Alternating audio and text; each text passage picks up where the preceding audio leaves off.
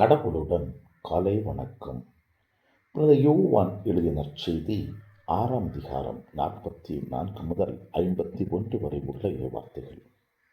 அக்காலத்தில் இயேசு யூதர்களை பார்த்து கூறியது, என்னை அனுப்பிய தந்தை ஈர்த்தாருடைய எவரும் என்னிடம் வர இயலாது. என்னிடம் வருபவரை நானும் இறுதி நாளில் உயிர்த்தெழச் செய்வேன். கடவுள் தாமே அனைவருக்கும் கற்றுத்தருவார் என இறைவாக்கு நூல்களில் எழுதியுள்ளது. தந்தைக்கு செவிசாய்த்து அவரிடமிருந்து கற்றுக்கொண்ட அனைவரும் என்னிடம் வருவர். கடவுள் தாமே கற்றுத்தருவார் என்பதிலிருந்து தந்தையை எவராவது கண்டுள்ளார் என்று பொருள் கொள்ளக்கூடாது. கடவுளிடமிருந்து வந்துள்ளவர் மட்டுமே கடவுளை கண்டுள்ளார்.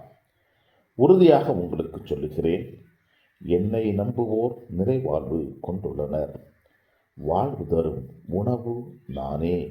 உங்கள் முன்னோர் பாலை நிலத்தில் மன்னாவை உண்டபோதிலும் இறந்தனர்.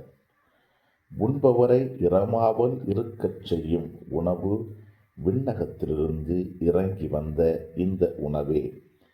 விண்ணகத்திலிருந்து இறங்கி வந்த வாழ்வு தரும் உணவு நானே.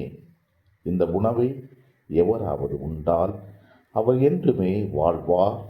எனது சதையை உணவாக கொடுக்கிறேன். இதை உலகு வாழ்வதற்காகவே கொடுக்கிறேன். கிறிஸ்துவின் நற்செய்தி. இந்த நாள் இனிய நாளாக அமைய வாழ்த்துக்கள். பல பல பல புதுமைகள் பெருமைகள் இனிமைகள் இறங்கிய நல்ல நாள், ஒரு நல்ல நாள், நம் தேவன் தந்த நாள். இது நல்ல நாள், ஒரு நல்ல நாள், நம்